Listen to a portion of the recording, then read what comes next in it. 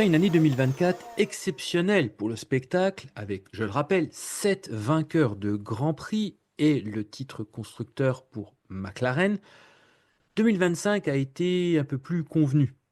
L'équipe de Woking a confirmé son statut et a remporté son 10e titre de champion du monde des constructeurs. Côté pilote, c'est Lando Norris qui a été le premier pilote depuis Nico Rosberg en 2016 et donc hors Lewis Hamilton et Max Verstappen à avoir remporté un titre de champion du monde. Salut à tous, je me présente, je m'appelle Marc Limacher, je suis l'auteur et l'éditeur du Business Book GP depuis 2010. Je suis analyste sur l'économie de la Formule 1 depuis plus de 20 ans et je vous délivre en audio l'édition 2026 du Business Book GP. Concrètement, en 2026, le cumul des valeurs des écuries dépasse une somme record de 34,1 milliards d'euros. Je répète, 34,1 milliards d'euros. Dans ce cumul, Ferrari, Mercedes, McLaren et Red Bull Racing représentent 68% de la valeur de l'ensemble du paddock. Côté budget, cette année, le budget plafond a été ajusté à 175 millions d'euros pour les châssis et 120 millions d'euros pour les moteurs. Au total, les 11 budgets du plateau représentent 6,3 milliards d'euros. Alors dans cette somme, j'inclus tout, c'est-à-dire le sponsoring, les droits TV compris, les constructeurs, etc. Soit une hausse de 1,8 milliard par rapport à 2025 et 2,5 milliards par rapport à 2024. Pour détail, la partie sponsoring représente 3,9 milliards d'euros à ce total, ce qui est un record pour la discipline. Mercedes, Ferrari, Red Bull et McLaren cumulent 3,2 milliards d'euros de ce total, de 6,3 milliards d'euros. Il faut comprendre qu'il y a 455 partenaires qui ont été signés à ce jour. C'est une augmentation de 50% par rapport à 2025, où ils étaient 304. Quand on fait ce total cumulé aussi des partenaires principaux des écuries, donc les sponsors principaux, hors constructeurs automobiles, je le précise, en fait, on approche les 665 millions d'euros, soit une moyenne de 60 millions d'euros pour les plus gros sponsors par équipe.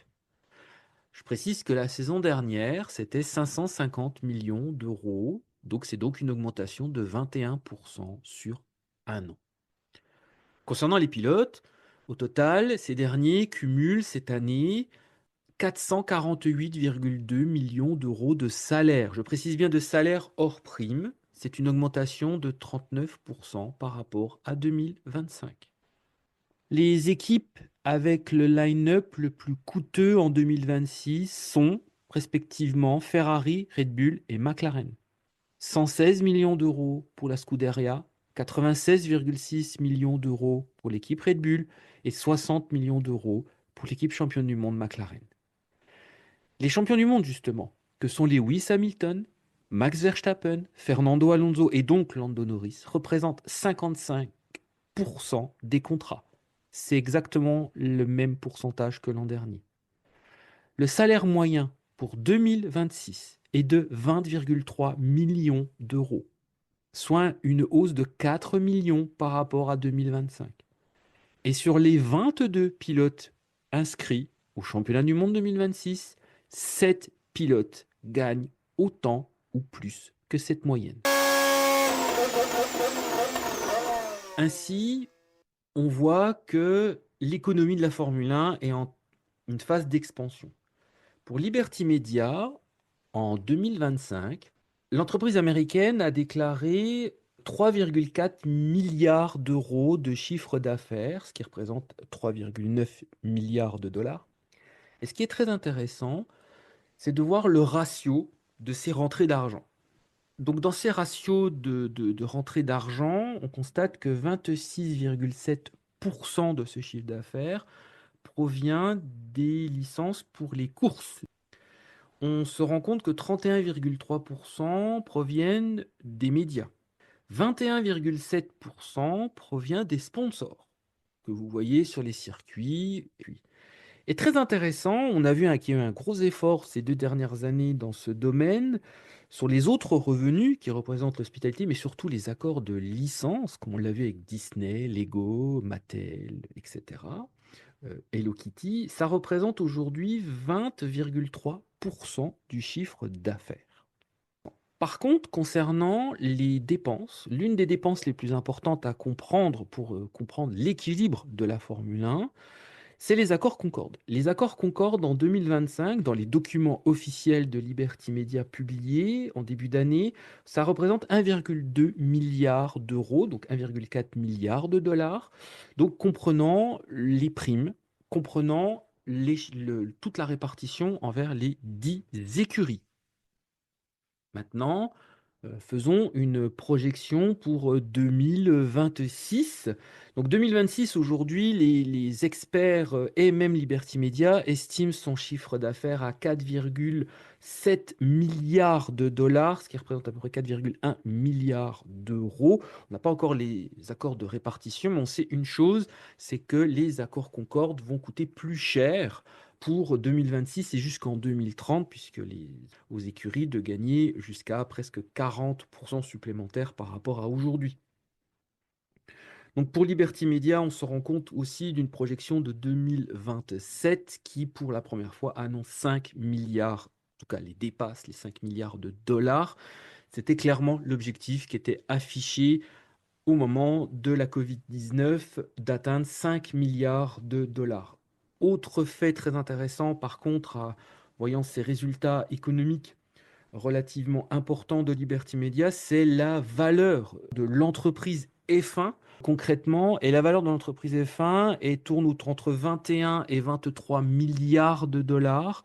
Elle est assez stable, mais elle n'est pas en expansion en début d'année, comme on l'a vu avec déjà le climat géopolitique d'une part, mais aussi le démarrage de cette saison 2026 fortement contesté. Donc, comme on l'a vu, en fait, concrètement, Liberty Media est dans une position qui est plutôt dans une phase de croissance à l'heure où on se parle. Quand on regarde le calendrier des circuits, puisque on voit que les calendriers circuits rapportent 26,7% du chiffre d'affaires en 2025, on se rend compte que les principaux circuits qui rapportent le plus d'argent sont clairement Las Vegas en 1, et rapporte quasiment 100 millions par an à Liberty Media et à la Formule 1. Suivent ensuite derrière, c'est Abu Dhabi, très clairement dans sa position de course finale. Et on est un petit peu à cheval avec l'Arabie Saoudite et d'autres circuits dans le genre, dans le golf, qui donnent des grosses sommes d'argent. Et donc, en tout cas, le principal circuit aujourd'hui, le plus rentable, reste incontestablement Las Vegas dans le calendrier de la Formule 1 des circuits. Dans ce chapitre, j'aimerais qu'on aborde tout simplement une analyse économique. Une analyse économique principalement autour d'un sujet qui est le sujet: est-ce que le sponsoring est une histoire de crise? Et je vais vous expliquer le raisonnement de l'ensemble. Liberty Media, dans ses comptes 2025, comme on les a vus, ont annoncé la signature pour 738 millions d'euros, donc 846 millions de dollars de partenariat. En fait, ça représente 21,7% du chiffre d'affaires de la saison dernière. Dans le détail, les 9 premières marques, à savoir donc LVMH, Aramco, Heineken, Amazon Web Services, Lenovo, DHL, Qatar Airways, MSC et Salesforce représentent un total de 436 millions d'euros, 500 millions de dollars. Donc sur un total de 31 partenaires qu'il y a actuellement en F1, qui sont considérés dans les documents financiers officiels de Liberty Media comme des sponsors. Alors concrètement, un sponsor, c'est un anglicisme. On a en France, on peut dire un commanditaire, un parraineur, ça dépend les endroits. Et c'est une entreprise, concrètement, qui soutient une personne, un organisme ou une action d'intérêt général. Donc ça peut être la culture, la santé, le social. Mais surtout, l'objectif, c'est à des fins commerciales. Dans le monde de la Formule 1, un sponsor expose son logo et raconte une histoire autour de l'image de marque de la discipline.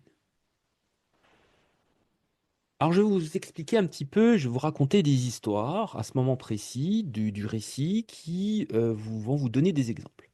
Ça a été le cas par exemple entre HP et Compaq lors de la fusion en 2000-2001 des deux entreprises. Et on a vu HP largement visible sur les BMW Williams sur la période jusqu'en 2005.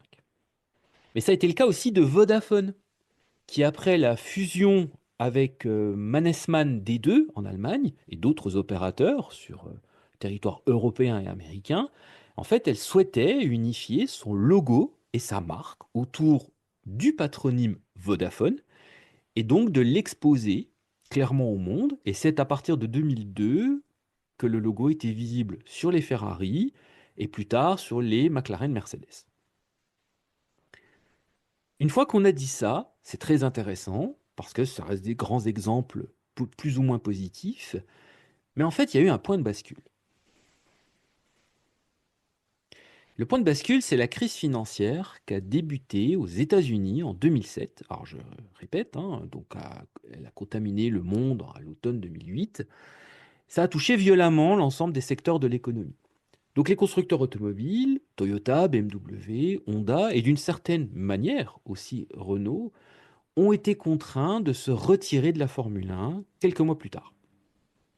Et le marché du sponsoring, lors de cette séquence précise, est entré en crise pendant une période proche d'une décennie. Cette crise, elle a principalement touché le secteur bancaire. On prend l'exemple de la Royal Bank of Scotland, qui soutenait Williams depuis 2005. En fait, elle a provoqué la chute de l'équilibre économique de l'écurie de Grove entre 2008 et 2009. Alors, à la fin, c'était un partenariat qui était sous forme d'un découvert, tout simplement. On n'était plus du tout sur du cash. Et ce découvert était garanti par le gouvernement écossais. Et ça a fait scandale auprès de l'opinion publique. Plutôt nerveux, d'ailleurs, le scandale. Et puis, on a eu à l'opposé la banque néerlandaise ING. Là, c'est très intéressant, cette séquence, parce que l'accord a été signé en l'automne 2006 avec Renault et Finteam pour devenir le sponsor principal de l'écurie jusqu'en 2009 contre une somme de 60 millions de dollars par saison. En parallèle, la banque a accepté aussi d'être sponsor du Grand Prix de Belgique. En fait, la date de l'automne 2006 est très intéressante parce que tout va commencer à basculer très rapidement. Elle s'est retrouvée confrontée à une injection de 10 milliards d'euros dans son capital de la part de l'État néerlandais à l'octobre 2008. Elle était sponsor dans sa deuxième année de Renault, et ce qui correspondait à une nationalisation déjà partielle. L'entreprise, elle devait, en contrepartie de cette injection, d'après même les dispositions de la Commission européenne qui a validé cette injection, de se désengager d'un certain nombre d'activités, dont le sponsoring en F1.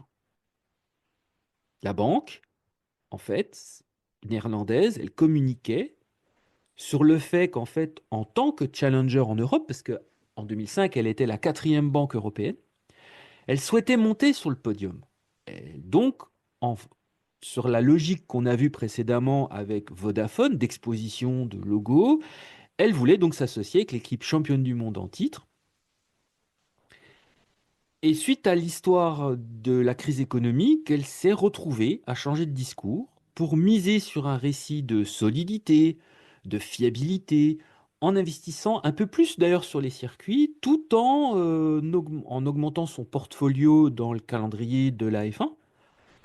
On a dépassé le stade du Grand Prix de Belgique. Il y a eu d'autres Grands Prix qui ont été ajoutés dans le sponsoring de ING.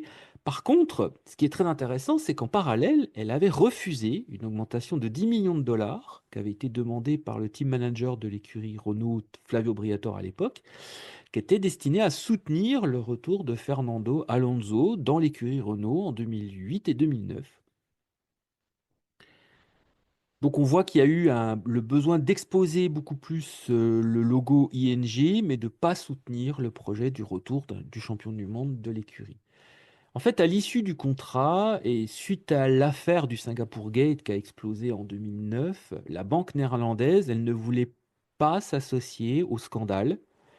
Et elle a donc décidé de rompre son contrat. Et d'ailleurs, toutes les discussions sur une possible prolongation jusqu'en 2011 qui étaient prévues sur le papier, je précise, et on se constate une chose, c'est que la banque, elle n'est plus jamais revenue en Formule 1 depuis.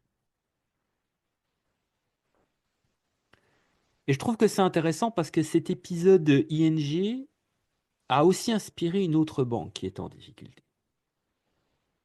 Cette autre banque, elle est suisse. Et c'est UBS, l'Union des banques suisses. Alors là, c'est pareil, on va remonter un peu le temps, tout simplement pour comprendre le mécanisme de signature du sponsoring F1 de UBS. En fait, en décembre 2007, elle est refinancée, la banque est refinancée dans l'urgence. Elle est considérée en condition de détresse après des pertes dans la crise des subprimes. Donc aux États-Unis, comme on l'a vu précédemment, qui a donc provoqué les effets de la crise économique. Donc, en fait, pour la toute première fois, la banque suisse annonce des pertes. Alors, on parle de quoi? En termes de pertes, on annonce des pertes de 20 milliards de francs suisses en 2008. Et en fait, elle a été recapitalisée 3 fois à hauteur de 6 milliards, en fait. Et la Banque nationale suisse a racheté tous les actifs toxiques pour 39,1 milliards de dollars au cours de la même période.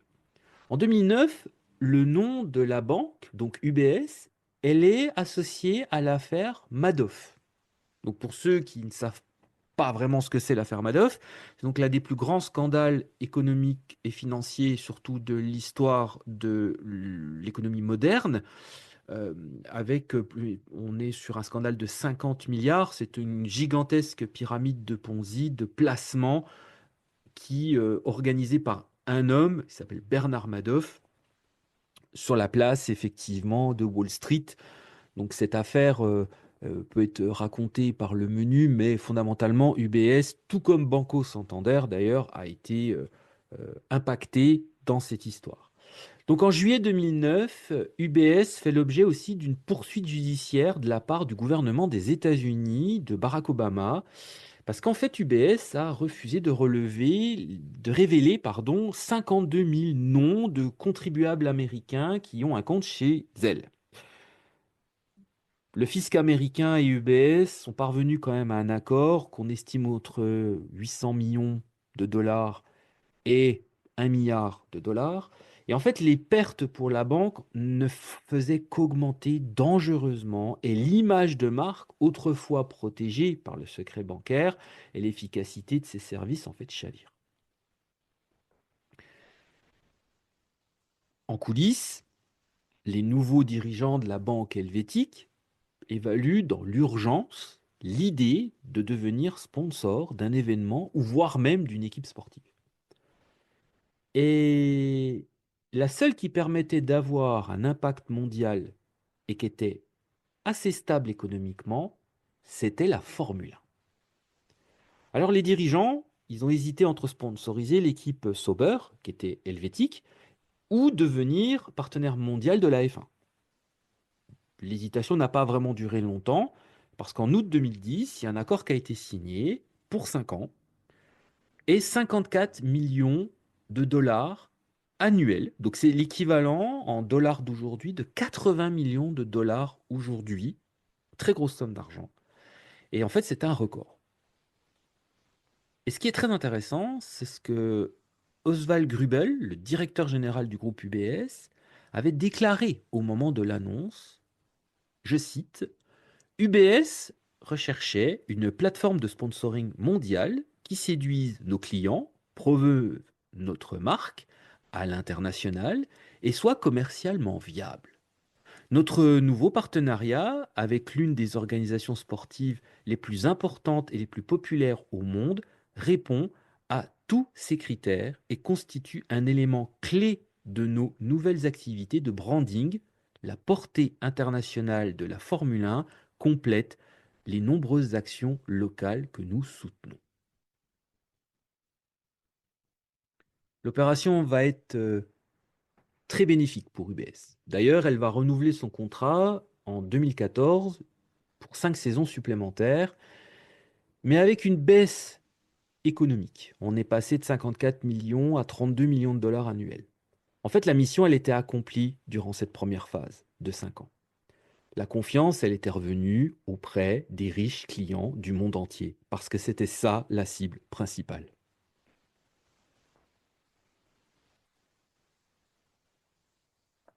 Donc on se rend compte que autrefois, support publicitaire pour montrer un logo et un produit, raconter un récit autour des performances des pilotes ou des monoplaces, le sponsoring est devenu, durant une décennie, une solution de crise low cost pour des entreprises et des conglomérats en difficulté.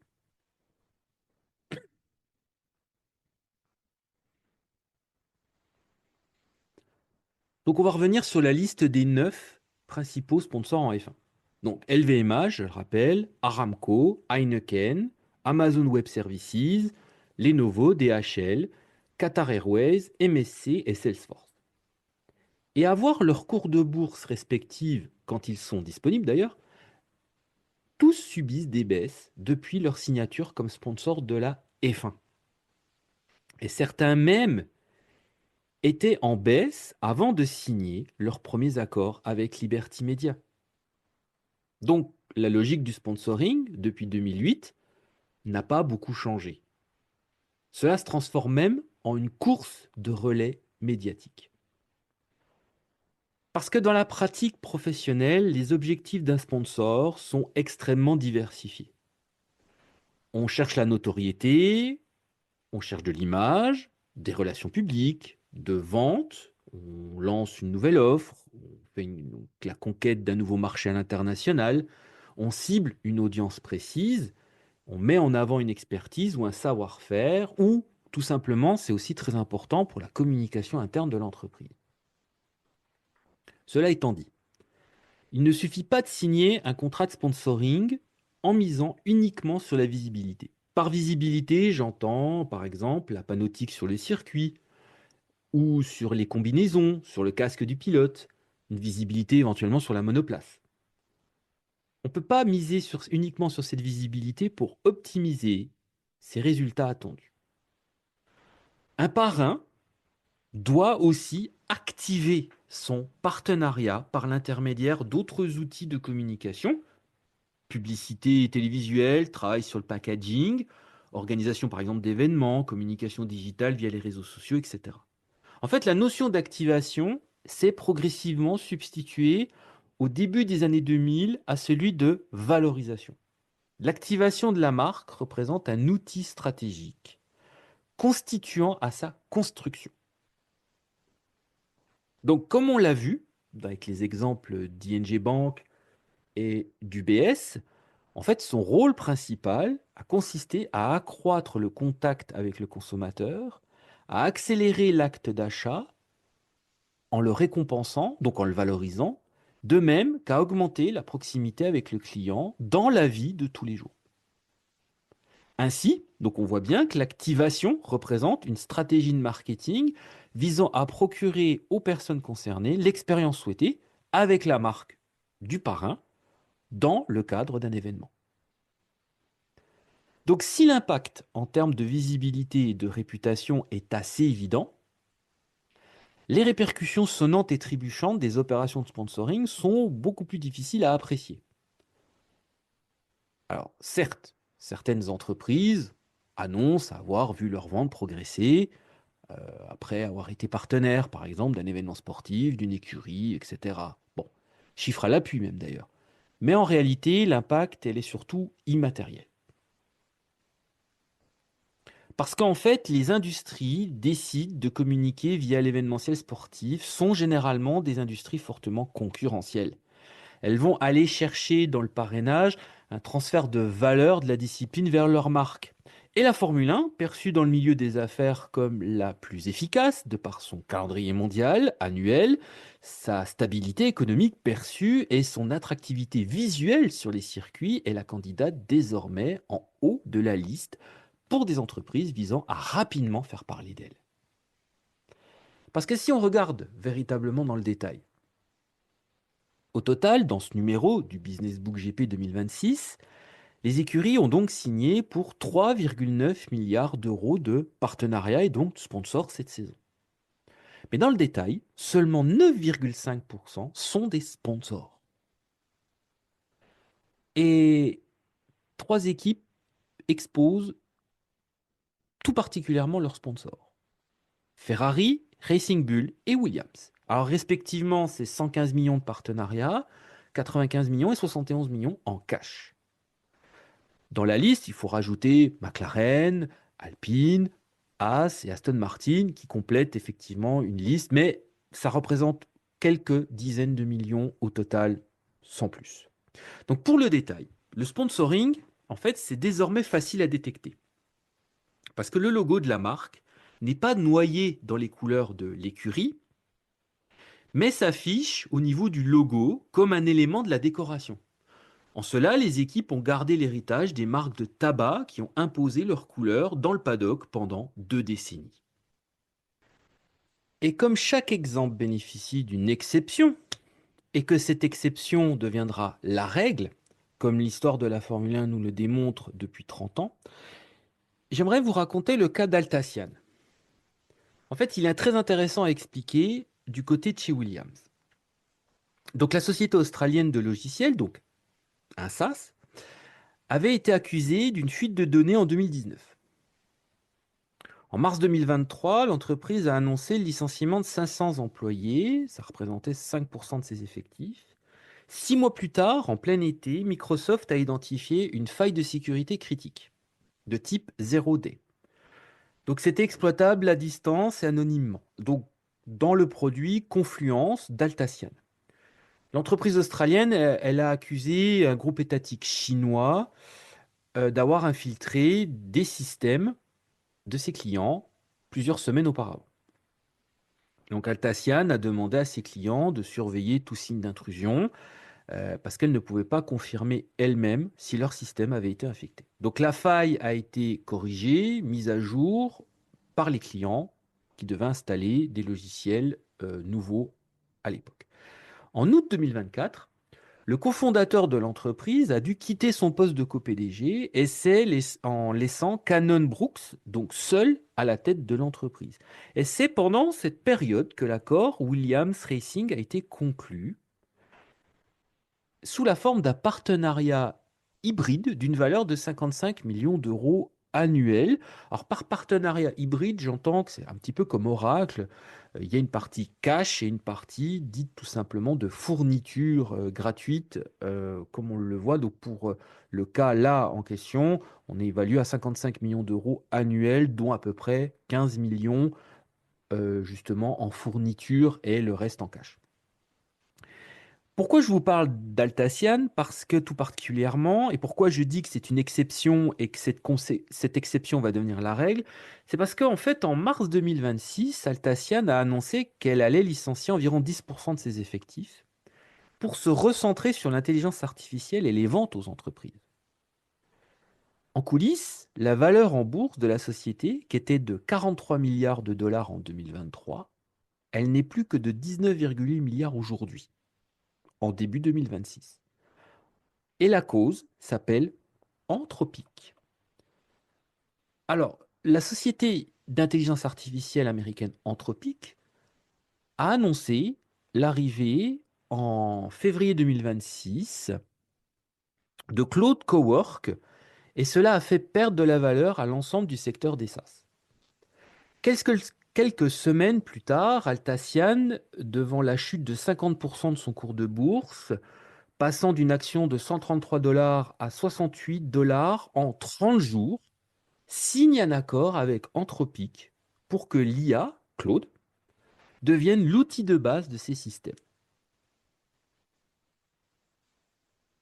Quelques semaines plus tard, en mars, la société californienne signait un partenariat avec l'équipe Williams Racing.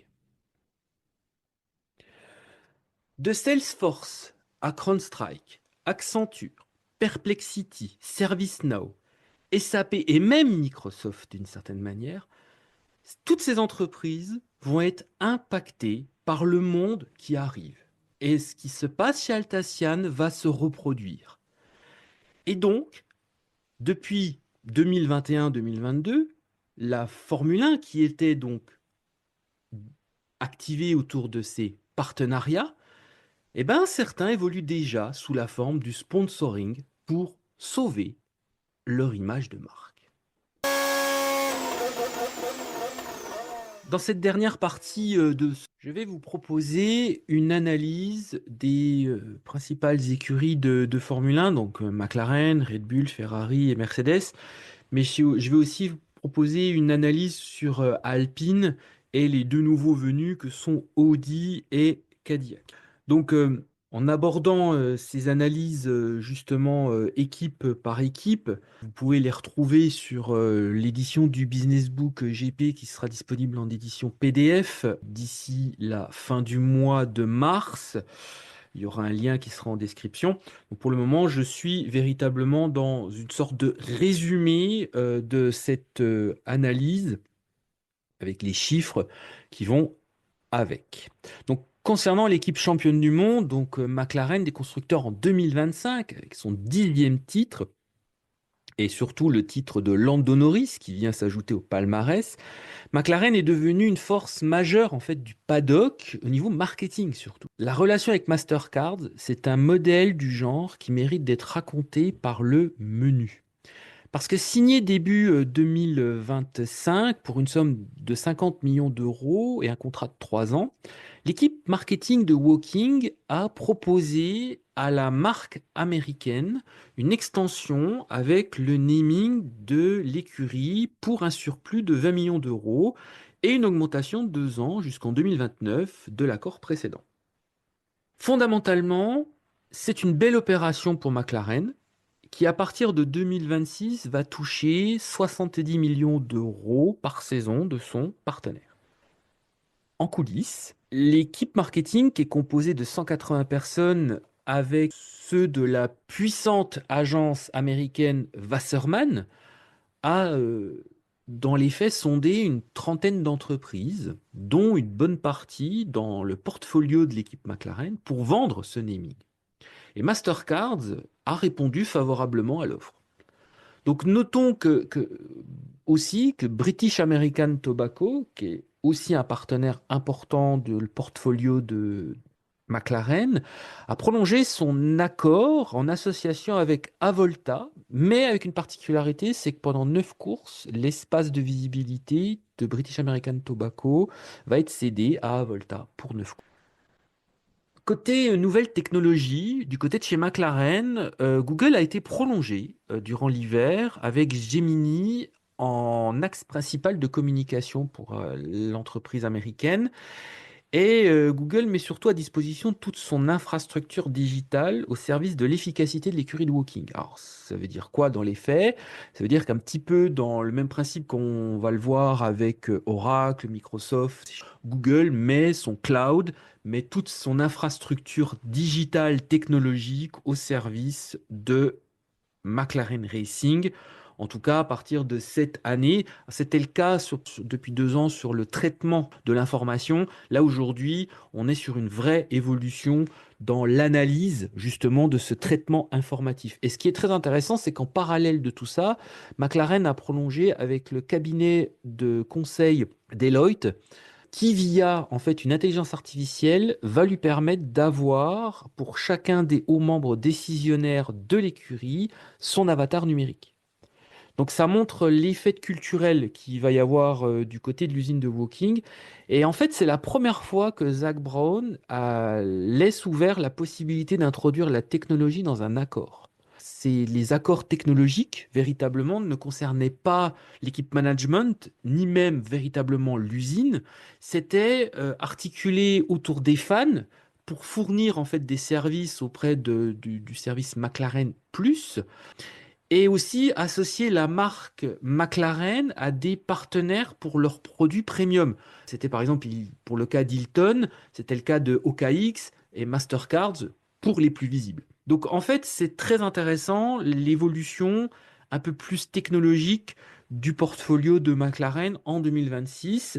Concrètement, avec son double titre pilote et constructeur en 2025, McLaren bénéficie d'une prime de 30 millions d'euros principalement, en plus de sa prime de présence depuis 1966, revalorisée avec les accords Concorde de 2030. McLaren se retrouve au même niveau de prime que Mercedes. Donc ce qui va lui offrir un surplus relativement important. Concernant le budget, l'équipe est dans un budget global de 730,5 millions d'euros à ce jour. Les trois principaux partenaires de McLaren, on l'a vu, sont Mastercards à hauteur de 70 millions d'euros, suivi du duo OKX Google, respectivement 55 millions d'euros chacun. On fait un petit voyage, on va du côté de l'Italie, on va du côté de Maranello. Et du côté de chez Ferrari, ce qui est très important, c'est deux signatures qui sont à signaler pour la saison 2026. La première, c'est avec le pétrolier anglo-néerlandais Shell, présent depuis 1996 comme partenaire technique de l'écurie italienne, qui a prolongé jusqu'en 2030 un partenariat et qui permettra à la Scuderia de toucher 80 millions d'euros par saison, donc ça veut dire 400 millions d'euros au total. C'est le changement de réglementation moteur 2026 qui a favorisé l'extension et la hausse de l'accord. Donc, ce qui fait en fait de Shell le plus gros pétrolier présent dans on va dire, les portefeuilles des écuries aujourd'hui devant Petronas, comme on le verra tout à l'heure. L'accord qui a été signé est aussi stratégique, mais il était beaucoup plus discret. C'est avec le groupe Philip Morris International, PMI. En fait, c'est un accord historique de l'équipe depuis 1982, très connu pour sa marque de cigarettes durant les années 90-2000. Et en fait, c'est un partenariat évolutif et qui a été très très difficile à justifier dans le temps. Et depuis 2 ans, PMI a indexé son partenariat sur le rejet de CO2 de l'usine de Maranello, donc usine de F1 et usine de voitures. Et cela rapportait en début de chaque saison un total de 37 à 48 millions d'euros. Mais en fait, désormais, l'extension, elle permet de garantir 80 millions d'euros pour la saison 2026. C'est une base qui, comme on dit, c'est évolutif parce que jusqu'à présent, c'était très discret, ses partenaires. Mais là, aujourd'hui, le groupe américain a décidé d'exposer des produits et de développer un partenariat autour de la productivité de l'usine. L'intérêt et la hausse spectaculaire financière de ce partenaire. La saison 2026, elle est très importante pour la Scuderia pour une seule aussi raison. C'est parce qu'en fait, elle va débuter à partir du Grand Prix de Miami les discussions pour le renouvellement de son contrat avec HP, qui est un contrat, je le rappelle, de 75 millions d'euros par saison. Donc c'est un contrat qui avait été signé en 2024 pour 5 ans, donc jusqu'en 2028. Et l'ambition, c'est déjà parce que sur ce type de contrat, c'est au bout de 3 saisons qu'on commence à discuter d'un renouvellement. Ça fait partie clairement des us et coutumes du paddock par rapport à ces contrats d'importance. Mais surtout, l'ambition de Ferrari, c'est de signer le plus gros accord de la Formule 1. Ça veut dire obtenir à peu près 100 millions d'euros par saison, donc 115 millions de dollars par an, et prolonger le contrat jusqu'en 2033 si possible. Notons en fait que ce type d'accord est discuté avec la direction du constructeur italien et non via l'équipe marketing ou une agence intermédiaire. Donc c'est très intéressant parce que, comme on l'a vu avec l'accord avec PMI, l'accord qu'il y a avec HP, c'est quand même un accord qui est global pour la marque Ferrari. Et ça permet en fait d'obtenir de meilleurs outils pour ses bureaux d'études. Quand je dis ses bureaux d'études, c'est à la fois pour le constructeur et pour son équipe de course.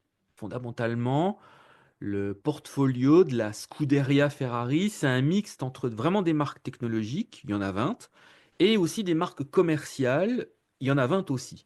Donc sur un total de 40. Et c'est un effort auprès aussi de sociétés italiennes qui a été réalisé par l'équipe marketing de la Scuderia depuis 2 saisons. C'est surtout pour renforcer l'identité tricolore de Ferrari. D'un point de vue économique, encore une fois, donc le nouvel accord Concorde permet à la Scuderia de Ferrari d'obtenir chaque année jusqu'en 2030 une somme estimée à environ 150 millions d'euros de primes en début de chaque saison, d'une prime spécifique qui avait été renégociée dans le précédent accord Concorde où c'était évolutif par rapport à l'état économique véritablement de la Formule 1, ses performances en bourse par exemple. Et en fait, ce montant, il n'avait jamais été aussi important depuis une décennie, cette fameuse prime. Et il faut remonter à l'époque de 2007-2012 pour obtenir autant d'argent. Donc concrètement, ça veut dire quoi? C'est qu'aujourd'hui, la Scuderia Ferrari peut revendiquer un grand total de son budget, tout compris, de 871,5 millions d'euros. Et ses principaux partenaires, les trois principaux partenaires, comme on l'a vu, donc c'est Shell d'un côté et Philip Morris International de l'autre, à hauteur de 80 millions d'euros respectifs.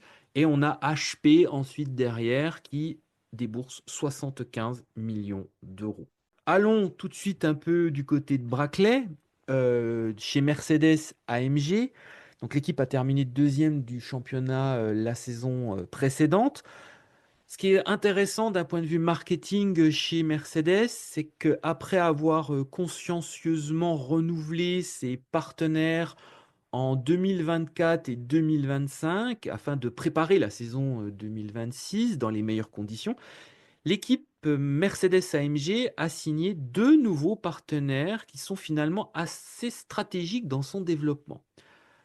Donc Microsoft d'un côté et PepsiCo de l'autre. Alors, concernant le deuxième, c'est surtout un partenariat de visibilité d'un total de 20 millions par saison, mais en fait 10 millions qui vont directement dans le budget direct de l'écurie et 10 millions d'espace publicitaire chaque année sur le marché américain. Donc c'est plutôt un accord dit de visibilité, en tout cas, mettant en avant ses pilotes, Kimi Antonelli et George Russell de l'autre. Par contre, l'accord avec Microsoft, lui, est beaucoup plus stratégique. Il est d'une valeur de 50 millions par saison. On l'estime à un accord à 250 millions sur 5 ans. Et en fait, il complète les accords qui ont été signés précédemment et le renouvellement derrière de Tim Hoover et de la société américaine CrowdStrike. Ce trio permet de rivaliser directement avec la concurrence en intégrant l'infrastructure cloud, l'IA, dans les outils internes de l'écurie et dans l'usine de Brackley. L'accord capitalistique avec CrowdStrike, qui a été signé à l'automne 2025, contre, je le rappelle, 5% du capital de l'écurie allemande, ça permet une injection de 70 millions d'euros cette saison et il y aura un solde jusqu'en 2028. Ça va permettre d'augmenter le budget de l'écurie, donc sa valeur et surtout sa rentabilité. Une rentabilité hyper important parce qu'aujourd'hui, l'équipe Mercedes AMG est l'écurie la plus rentable du plateau. Ils font des bénéfices supérieurs à 100 millions d'euros depuis 2024. Donc c'est stratégique pour elle de continuer de maintenir sa valeur et d'augmenter son budget et d'augmenter ses résultats financiers. Et le cas d'Ineos, c'est aussi très intéressant parce qu'ils sont actionnaires à hauteur de 33% dans le capital. Et on a vu que c'était autrefois visible sur les monoplaces, mais aujourd'hui la marque a disparu, on ne la voit plus du tout. Et pourtant, il y a un accord de 10 ans jusqu'en 2035 qui a été signé, mais très discrètement, encore une fois, sous la forme d'échanges et non en cash. Alors, qu'est-ce que ça veut dire concrètement? C'est parce qu'en fait, Ineos souhaite augmenter les synergies entre ses investissements chez Mercedes et son investissement auprès de l'équipe de première ligne Manchester United dans le traitement des données principalement.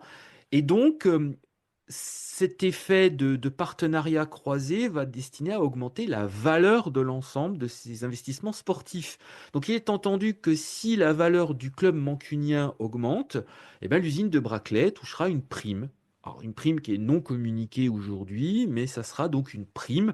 Depuis 2021, Ineos se déboursait 25 millions à peu près dans le budget directement de l'écurie Mercedes chaque saison.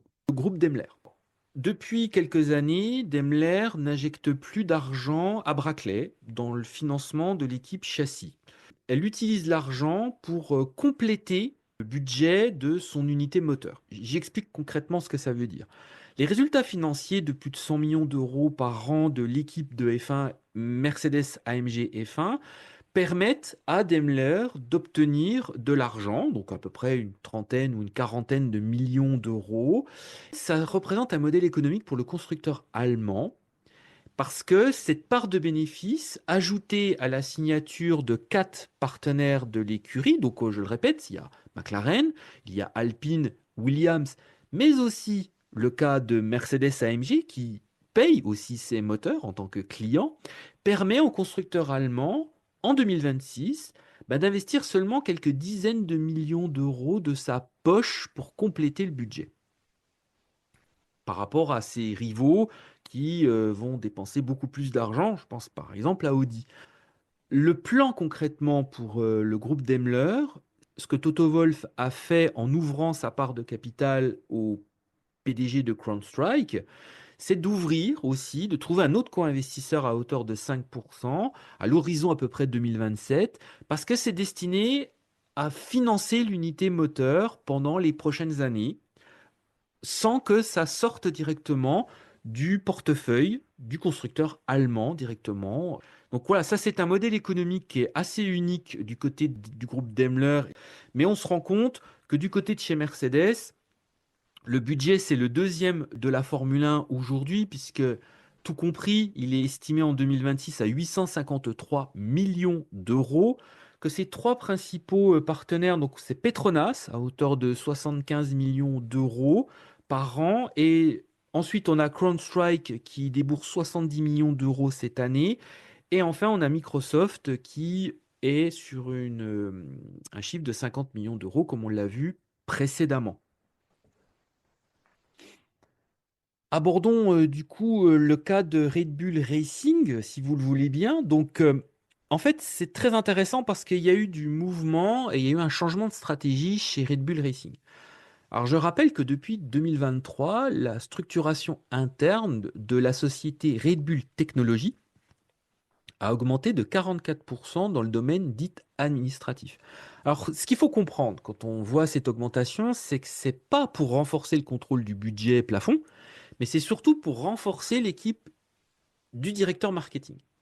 Donc, après le départ de Christian Horner en juillet 2024, l'équipe autrichienne a annoncé les départs de Paul Smith, qui était directeur de la communication, d'Oliver Hughes, qui était directeur de marketing, mais ça n'a pas suffi, puisque début 2026, Julia George, qui était directrice des partenariats depuis 2022, Simon Smith-Wright, qui était directeur marketing du groupe depuis 2024, ainsi que Alice Edworth, qui était senior communication manager depuis 2021, ont complété la liste des départs. Donc tous avaient été nommés par Christian Horner et fatalement, l'équipe marketing se réduit. Et c'est des changements qui ont pour conséquence directe la prise de pouvoir de l'agence américaine CAA dans le marketing de l'écurie autrichienne. Alors CAA est présent depuis les années 2018 dans l'entourage de Red Bull et ils sont très actifs surtout sur les sponsors dits américains de l'écurie et tout ça, ça a été fait dans le consentement du management autrichien de Red Bull. Les deux dossiers étaient stratégiques et ils étaient bloqués depuis le départ de Christian Horner. C'était Oracle d'un côté et Visa de l'autre. Alors concrètement, pendant des mois, l'équipe marketing de CAA est montée au créneau du géant Oracle. En fait, c'était pour renouveler un accord qui est vraiment un accord important pour l'écurie, au-delà de sa valeur financière d'un total de 435 millions d'euros, donc 500 millions de dollars, qui était valable jusqu'en 2026. Et surtout, il y avait une particularité qu'on a compris, c'est qu'il y avait Oracle avait un droit de regard sur le sponsoring secondaire de l'écurie, destiné à pas vraiment le concurrencer et lui faire perdre de sa valeur, en bourse du moins. Et sous l'ère Horner, il était entendu de prolonger ce partenariat pour un total de 700 millions d'euros total, donc on parlait de 120 millions d'euros par an.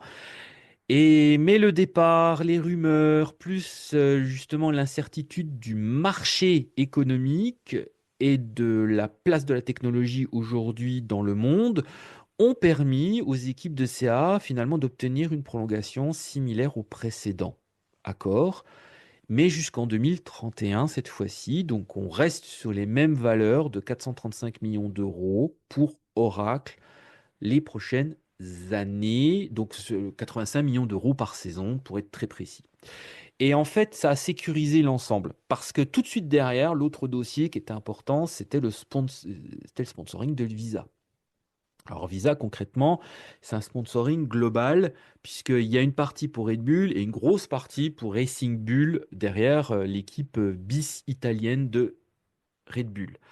Et en fait, paradoxalement, l'accord qui était de 3 saisons, qui expirait donc cette année en 2026, a été prolongé jusqu'en 2030 avec la société Visa et une somme importante puisqu'on est dans les mêmes niveaux que Mastercard aujourd'hui. On se rend compte de quoi? C'est que la mise sous tutelle marketing de l'écurie autrichienne par CAA est à mettre en parallèle au désir de Red Bull de ne plus financer l'écurie directement. Parce que c'est ça qui est hyper important à comprendre, c'est que certes, elle continue de financer Racing Bull, mais elle ne souhaite plus financer directement la partie châssis de Red Bull Racing. Alors pour 2026, le fléchage de son investissement assure l'intégralité du salaire de Max Verstappen, c'est contractuel, et puis celui d'Isaac Hadjar aussi, et uniquement l'usine moteur de Milton Keynes en complément. Et c'est Ford qui investit dans le moteur, mais aussi dans le marketing en soutien. Mais ce qui est intéressant, c'est qu'ils envisagent, après 2026, d'investir beaucoup plus et d'augmenter leur visibilité. Donc ça veut dire que peut-être que l'avenir américain sera véritablement pour l'équipe autrichienne dans le futur. Le budget de 2026 estimé par le Business Book GP pour Red Bull Racing Ford est de 810 millions d'euros tout compris. Le principal partenaire, ça reste Oracle avec 85 millions d'euros. C'est un partenaire qui est suivi aujourd'hui par Ford, Ford finance la partie moteur, mais il y a une partie aussi marketing derrière. Donc on est sur un budget global de 100 millions d'euros. Et tout de suite derrière arrive Mobile 1, donc Exxon, le groupe Exxon, pour 40 millions d'euros seulement, on pourrait dire. Faisons un saut et allons du côté de la France avec Alpine. Alors, côté l'analyse marketing du constructeur français, la saison 2025 avait été une parenthèse sportive, terminant dernier du championnat, et 2026 s'annonce comme celle du nouveau départ. En tout cas, c'est ce qui a été annoncé, c'était toute la communication depuis un an. La fourniture du moteur de Mercedes devant permettre de séduire de nouveaux partenaires à l'horizon 2027. Et en fait, la réalité, c'est que la situation, elle devient urgente, car le plan initial qui était présenté par Fleuvo Briatore en 2024 installait l'écurie alpine en 2026 avec un budget global de 550 millions d'euros. Et concrètement, il y a du retard. Principalement faute aux résultats de la saison 2025, mais on va s'apercevoir que pas que. Parce que si BWT, qui est le sponsor principal de l'écurie, n'apportera pas la prime de résultat de 10 millions d'euros pour 2026, puisque l'écurie a terminé dernière, on se rend compte que MSC d'un côté et Eni ont augmenté mécaniquement leur investissement pour cette saison. D'autres partenaires ont aussi augmenté leur contribution Et ça a créé un nouvel étage dans les packs proposés par l'écurie. Donc, on se rend compte que jusqu'à présent, il n'y avait que deux étages du pack. Là, cette fois-ci, il y a un troisième étage qui s'est constitué avec pas mal de pas mal de partenariats qui ont signé des, des chèques à peu près qui tournent autour de 10 millions, ce qui n'était pas le cas jusqu'à présent, et pas mal de partenariats qui étaient autour de 6 millions d'euros. Bon. Et on se rend compte d'une chose, c'est qu'à propos de Renault Group, parce que c'était Renault Group qui était le principal pourvoyeur de fonds de l'écurie pendant des années, directement et indirectement, et ben Renault Group n'injecte plus que 40 millions d'euros cette saison.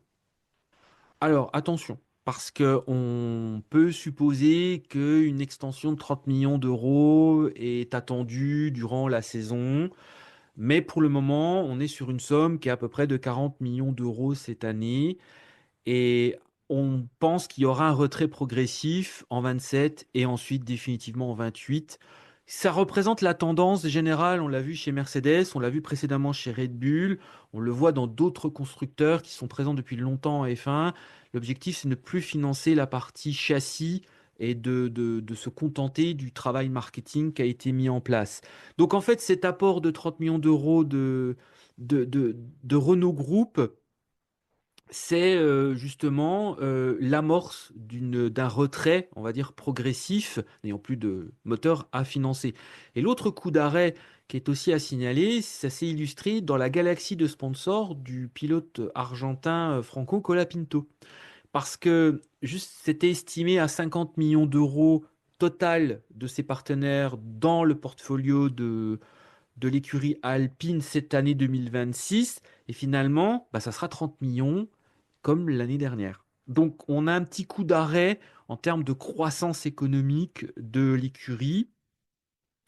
Et en fait, on se rend compte concrètement, si on fait une analyse et on commence un peu à zoomer, que d'abord l'équipe marketing, elle est petite par rapport aux standards actuels de plusieurs centaines de personnes, que ce soit chez Williams, que ce soit chez Aston Martin, ou même on l'a vu chez McLaren, et voire même Mercedes.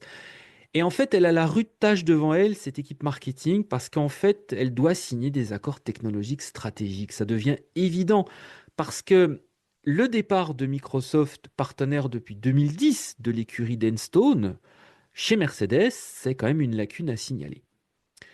Et on se rend compte que le portefeuille d'Alpine est composé de 90% de marques commerciales, donc d'échanges comme on l'a vu précédemment dans l'analyse sur le sponsoring, donc de visibilité. Et en fait, c'est uniquement basé sur un placement d'image et de logo. Et la dimension technologique et le business to business dans ce secteur technologique, du coup, manquent pour donner de la valeur à l'ensemble. Parce que finalement, le remplacement de BWT, une marque autrichienne, elle devra être impérativement technologique et surtout d'une hauteur entre 50 et 60 millions d'euros selon les standards d'aujourd'hui. Donc le double du contrat actuel signé par l'entreprise autrichienne. On peut noter aussi une chose, et peut-être que la signature avec Mercedes va permettre de séduire de nouveaux partenaires, c'est que Mercedes, dans son accord de fourniture moteur, permet à Alpine d'obtenir un statut stratégique. Alors concrètement, ça veut dire quoi? Ça veut dire que ça signifie que le constructeur allemand a aussi un droit de regard sur les partenaires économiques de l'écurie française et peut activer un droit de retrait contractuel. Alors, je simplifie, c'est surtout par rapport à l'aspect capitalistique de l'écurie française que ça devient intéressant pour Mercedes. Elle ne veut pas justement que ce soit des spéculateurs qui viennent, elle préfère Toto Wolff et Mercedes souhaitent que Alpine signe des partenaires un peu équivalents à ce que Mercedes a signé avec Ineos, CrowdStrike par exemple, etc. Donc ça veut dire qu'elle souhaite d'avoir des partenaires solides, fiables et sur la durée pour valoriser l'écurie. Et c'est justement, c'est qu'en attendant la signature d'un ou deux partenaires technologiques dans les prochains mois, c'est l'avenir de l'investissement de Otro Capital Partner, qui, je le précise, avait racheté à hauteur de 24% du capital de l'équipe Alpine pour 212 millions d'euros en 2023. En fait, c'est ça qui fait l'objet de rumeurs en ce moment. Et en coulisses, le groupe Renault estime son écurie de F1 à 3 milliards d'euros. Sauf qu'en fait, on se rend compte que sans partenaire de haute valeur ajoutée aujourd'hui, l'équipe, elle en vaut 2. Elle vaut 2 milliards aujourd'hui, clairement. Et en tout cas, les discussions tournent autour de ces 2 milliards en question. Alors concrètement, le budget de l'équipe alpine est estimé en 2026 au global, tout compris, à 443,5 millions d'euros. Le principal partenaire, c'est BWT, comme on l'a vu, à hauteur de 35 millions d'euros, suivi du duo Eni et MSC Cruise, à hauteur de 30 millions chacun pour cette année 2026.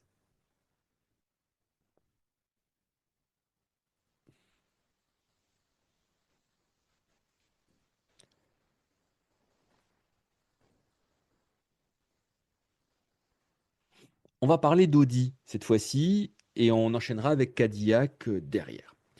Concernant le constructeur allemand, pour faire une analyse marketing qui était intéressante, c'est parce qu'on se rend compte que en 2025, elle a surtout restructuré son offre commerciale.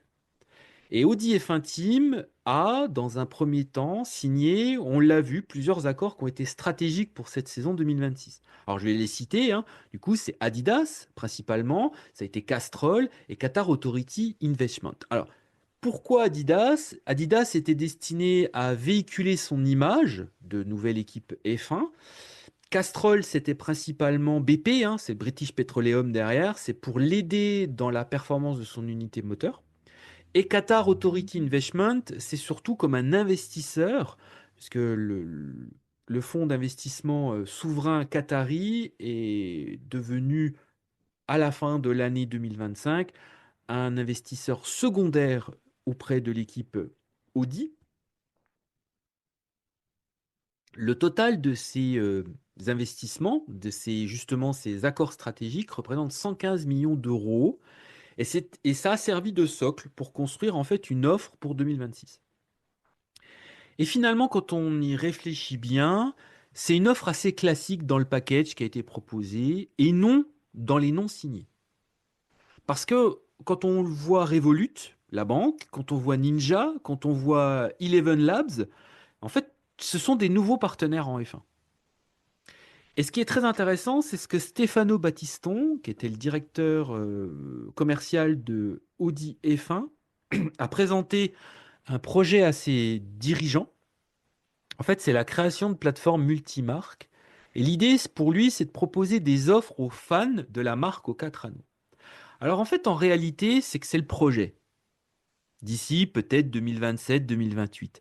Mais en fait, ce qui est très intéressant, c'est qu'Audi F1 Team propose deux types de partenariats en 2026. Un exposé et l'autre non. Donc avec une volonté quand même de mélanger une sorte de prudence, mais aussi une certaine arrogance typiquement germanique à la fois. En fait, il est évident que l'équipe marketing de l'écurie souhaite mettre en avant, dans un premier temps, le logo des quatre anneaux de la marque d'Ingolstadt. Et en cas de réussite, durant ce premier cycle, l'objectif, c'est de montrer que c'est une écurie Audi. Ce qui est donc la signature de la néobanque Revolut a une logique de visibilité dans le portfolio du constructeur, en étant d'ailleurs l'unique partenaire pendant 3 saisons. L'unique partenaire visible sur la monoplace pendant 3 saisons.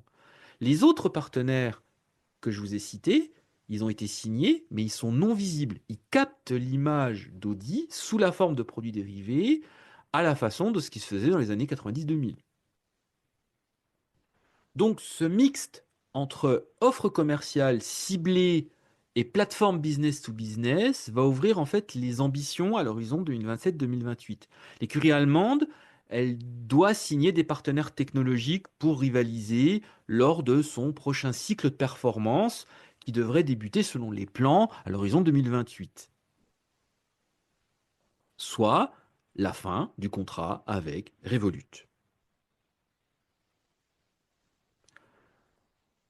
Notons une chose dans cette histoire, c'est la galaxie des partenaires techniques suisses qui ont été cultivés depuis une vingtaine d'années par l'équipe Sauber. et qui n'a pas été entièrement renouvelé, mais désormais considéré comme fournisseur classique de l'écurie. Alors, ce que je veux dire par là, c'est qu'on leur demande plus de faire un effort économique et commercial comme avant, comme à l'époque de Sauber. On leur demande juste d'être fournisseur classique. Pourquoi? Parce que c'est un détail qui est important, parce que l'usine d'Inville, en Suisse, elle est considérée comme un pôle d'excellence technique par la configuration helvétique et donc il y a un impératif contractuel devant assurer l'écosystème autour de l'usine pour bénéficier de facilités justement sur l'emploi, parce que c'est très contraignant en Suisse, hein, au contraire de l'Angleterre. Donc Audi a donc cette obligation de maintenir l'écosystème de partenaires techniques suisses autour de l'écurie sans, comme on l'a vu par le passé, que ces partenaires soient visibles. Ce qui explique une petite réduction du nombre de partenaires par rapport à ces dernières années et surtout l'effacement des entreprises technologiques et mécaniques suisses qui étaient présentes dans le portefeuille de l'équipe Sauber jusqu'à présent par rapport à l'équipe Audi aujourd'hui. Alors concrètement, en termes de budget cette année, l'équipe Audi se retrouve dans une situation plutôt intéressante parce qu'elle revendique tout compris environ 567 millions d'euros de budget cette saison. Son principal partenaire, comme on l'a vu, c'est Revolut. C'est 60 millions d'euros. Mais on se rend compte aussi que Visite Qatar est à hauteur de 55 millions dans le budget. Et ça, c'est pareil, c'est très évolutif. Ça peut être beaucoup plus comme ça peut être beaucoup moins. C'est en fonction. On voit que c'est un accord qui est destiné à compenser financièrement certains manques du budget. Et on a British Petroleum qui injecte 40 millions d'euros dans le budget de l'équipe Audi F1 Team en 2026.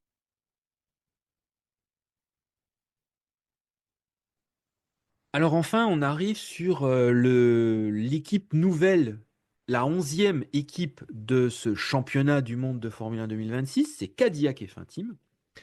Et ce qui est très intéressant pour Cadillac et Finteam, c'est que en marge du Super Bowl 2026, le constructeur américain a présenté sa livrée et cette livrée de la première monoplace de son histoire, première monoplace F1 de son histoire. Et finalement, c'est une livrée asymétrique assez originale. Alors, les anciens fans diront que ça ne l'est pas si original que ça, puisque ça a déjà été vu en 1999 par l'écurie british-américaine Racing. Mais c'est sobre et c'est plutôt original pour une équipe effectivement américaine dont on a quand même une image, Cadillac a quand même une image pour nous Européens un peu spécifique, même limite un petit peu poussiéreuse, voire effectivement à l'opposé, plutôt excitante, ça dépend dans quel angle on se situe. Donc l'équipe américaine a fait un double choix en exposant clairement durant cette année 2026 principalement le logo Cadillac pour sa première monoplace. Alors, elle est baptisée MAC 26, donc Mario Andretti Cadillac 26, modèle du 2026. Et en fait, ce qui est, je trouve, dans l'analyse marketing pour l'équipe Cadillac, c'est qu'en fait, elle construit actuellement son offre commerciale autour de sociétés technologiques. Alors ça fait écho par rapport à ce qu'on a vu d'un côté Audi, on a vu juste avant Alpine aussi précédemment. Cadillac a fait le choix aujourd'hui de principalement construire son offre commerciale autour de sociétés technologiques. Donc on voit TWG qui est l'actionnaire principal d'ailleurs de l'écurie, mais on a vu les signatures de IFS et Corps Scientifique.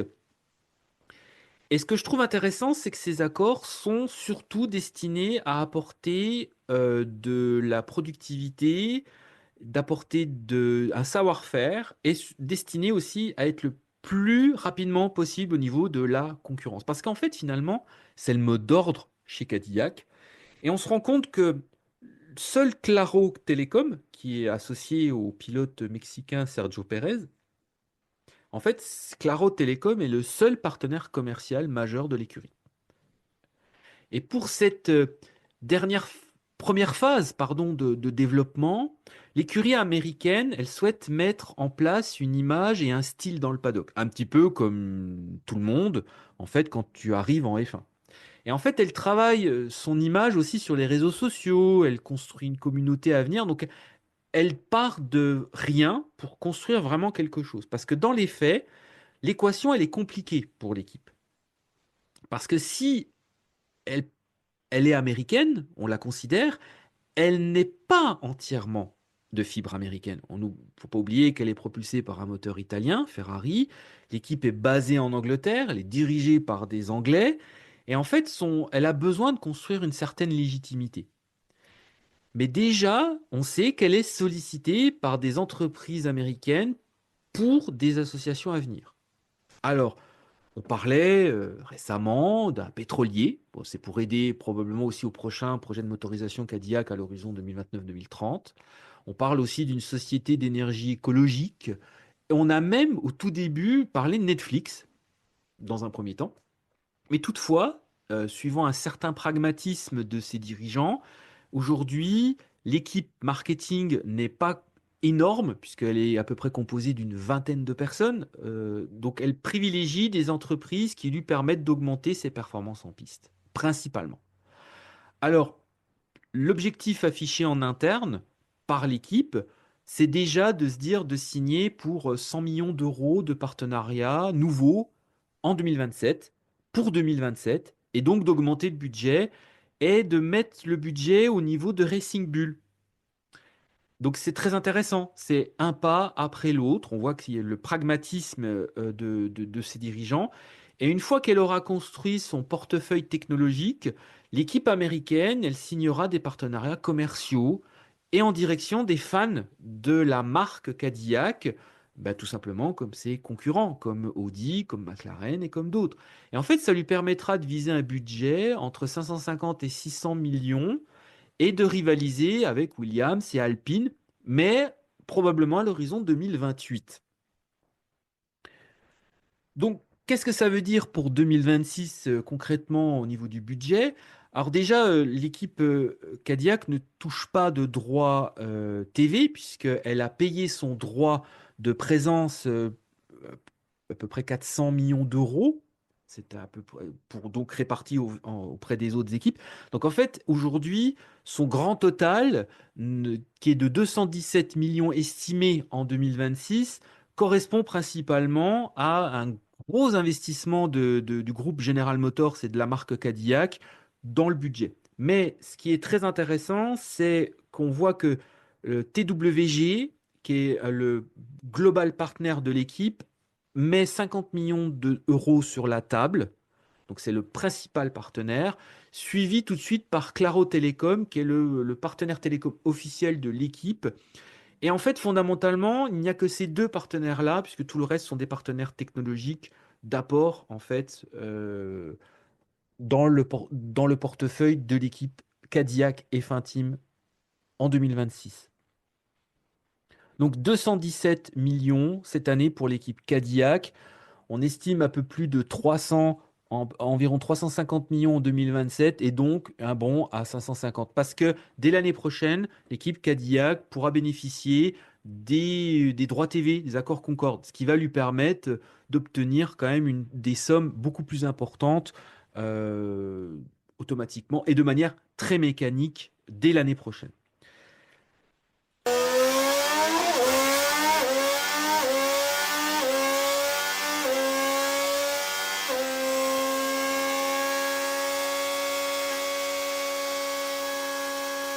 Donc j'aimerais conclure ce podcast du Business Book GP, cette version audio simplifiée, je le rappelle encore une fois, du Business Book GP 2026, en vous donnant rendez-vous tout simplement sur la sortie du Business Book en édition PDF français. Je vous annonce une date, ça sera le 25 mars 2026 qui sera disponible, donc il y aura un lien qui sera en description. Il était très intéressant pour moi de vous parler de cette édition 2026 du Business Book GP parce que ça fait depuis 2010 que j'édite et que j'écris cet ouvrage qui est quand même un ouvrage extrêmement conséquent En termes de données, comme vous l'avez vu, je le précise, il y a les détails de chaque partenaire, même de son rôle, etc. Et donc cette analyse que je vous ai lue précédemment. Il y a un autre article qui sera disponible aussi dans l'édition PDF qui vous parlera de comment Liberty Media a construit son environnement pour faire en sorte que les écuries deviennent prospères. Donc, je l'ai intitulé Liberty Silicon Valley Media, expliquer comment Liberty Media s'est inspiré de la Silicon Valley pour créer l'écosystème économique de la Formule 1. Sur ce, je vous remercie de votre attention extrêmement précieuse. Je vous dis à très bientôt pour de nouveaux podcasts et je vous dis à très vite.